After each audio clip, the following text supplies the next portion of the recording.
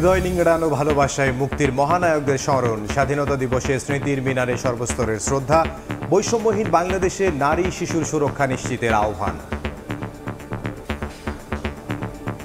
বৈষম্যমুক্ত বাংলাদেশ চাই, যে রাষ্ট্রের কাছে আমাদের একটা নিরাপত্তা। দায় চাপানোর যে রাজনীতি, সেটির জন্য অবসান ঘটে। রাজনীতির জন্য কোনো মায়ের বুক যাতে আরো খালি না হয়, মৌলিক অধিকার যেন নিশ্চিত হয়ে যায়। একটা সমতার বাংলাদেশ প্রতিষ্ঠার লক্ষ্যে একসাথে কাজ করতে পারে। জাতির শ্রেষ্ঠ সন্তানদের প্রতি রাষ্ট্রপতি প্রধান উপদেষ্টার শ্রদ্ধা, জাতীয় স্বার্থে দলগুলোকে ঐক্য ধরে রাখার আহ্বান। জাতীয় স্বার্থে ব্যক্তি এবং দলীয় স্বার্থের ঊর্ধ্বে উঠে আমরা ঐক্যমত করব। দেখছিলেন প্রধান শিরোনাম। সন্ধ্যার সময় সঙ্গে আছে আমি ইমদাদুল হক এবং আমি মার্জিয়া শ্রেয়া। এবারে অন্যান্য শীর্ষ সংবাদ। যারা দ্বিতীয় স্বাধীনতার কথা বলে তারা ২৬শে মার্চকে খাটো করতে চায়, অভিযোগ বিএনপি নেতাদের।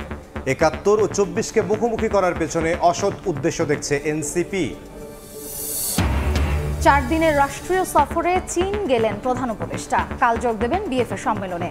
শুক্রবার বেইজিংয়ে প্রেসিডেন্ট শি জিনপিং এর সঙ্গে ডক্টর ইউনূসের বৈঠক।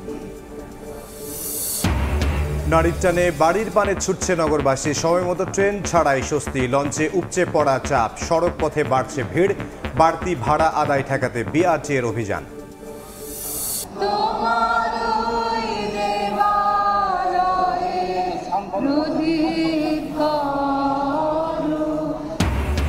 অসীমের পানে ছুটলেন সঙ্গীত আর সংস্কৃতির নিরলস সাধক সঞ্জিদা খাতুন।